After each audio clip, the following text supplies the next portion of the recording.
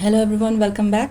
पिछली वीडियो में आपने देखा about what is retrenchment compensation. तो आज हम लेके आए हैं similar topic, voluntary retirement scheme. Difference ये है between retrenchment compensation voluntary retirement scheme is that वहाँ पे लिस्ट निकाली जाती है एम्प्लॉयज़ जो कि निकाले जाएंगे, बट वॉलंटरी रिटायरमेंट स्कीम में एम्प्लॉयज़ को ऑफर दिया जाता है, employees are free to choose whether they want to leave the company on their own.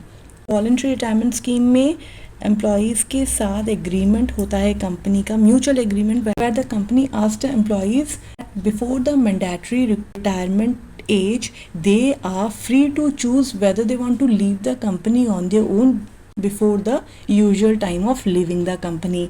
And जो एम्प्लॉयज़ चूज़ करेंगे ये ऑप्शन, उन्हें एक बेनिफिट दिया जाएगा, कंपनसेशन के तौर पे दिया जाएगा, सो डैट जब तक उन्हें दूसरी जॉब नहीं मिल जाती उनके हाथ में सफिशिएंट पैसा हो। ये स्कीम एप्लीकेबल होगी उन एम्प्लॉयज़ पे जिन्होंने 10 ईयर्स ऑफ सर्विस कंप्लीट कर ली है या 40 ईयर्स ऑफ एज के हो चुके हैं। ये एग्जाम्पशन मिलेगी to public sector companies, central, state, local authority, any company, any cooperative society. Exemption कितनी मिलती है? So exemption part is in चारों में से जो सबसे कम है उतना अमाउंट माफ़ हो जाएगा। So the first two are calculation. It's a simple calculation. हमने लेनी है सैलरी पर मंथ इन दोनों में, और salary per month includes basic salary, dearness allowance terms and turnover commission. तो 3 महीने की सैलरी हमने लेनी है बिफोर रिटायरमेंट और जितने ईयर ऑफ सर्विस उन्होंने कंप्लीट कर ली है। ये हो गया फर्स्ट पार्ट। सेकेंड पार्ट है salary per month, similar basic salary, D and turnover commission, और जितने महीने की सर्विस उनकी रह चुकी है उसके साथ हम मल्टीप्लाई करेंगे। थर्ड इज जितना अमाउंट ऑफ कंपनसेशन उन्हें एक्चुअली मिला, and fourth one is 5 lakh rupees, मतलब 5 लाख से ज़्यादा ये एग्जाम्पशन नहीं मिल सकता। So let's see this with example.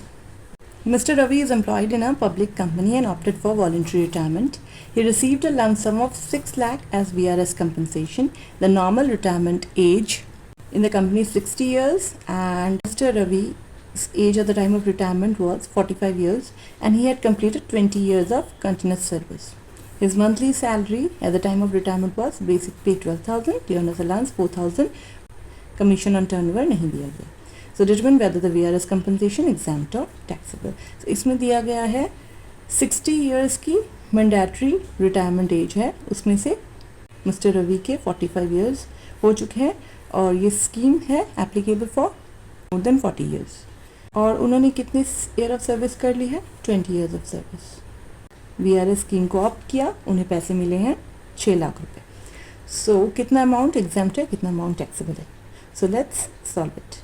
Calculation के लिए सैलरी हमने लेनी है basic salary plus DA।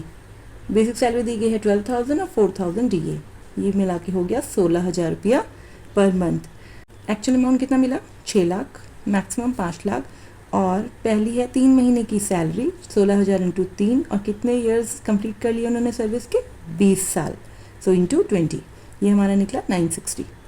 Fourth is salary per month into number of remaining months of service. 45 तक की उनकी एज हो गई और 60 ईयर्स तक वो कर सकते थे, 15 साल पहले उन्होंने रिटायरमेंट ले ली, सो बचे हमारे 15 साल, 12 months in each year into 16,000 retirement time की सैलरी, ये हमारा निकला 28,80,000।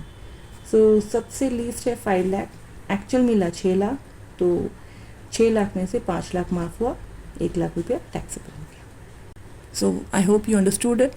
Comparatively as to gratuity and pension, voluntary retirement पे इतने क्वेश्चंस नहीं आते, but you have to be very clear with each and every concept. हमने हर एक टॉपिक के साथ प्रॉब्लम सॉल्विंग भी कोशिश की है, so that the students understand very well the concept. Thank you so much for listening to me till the end. Thank you.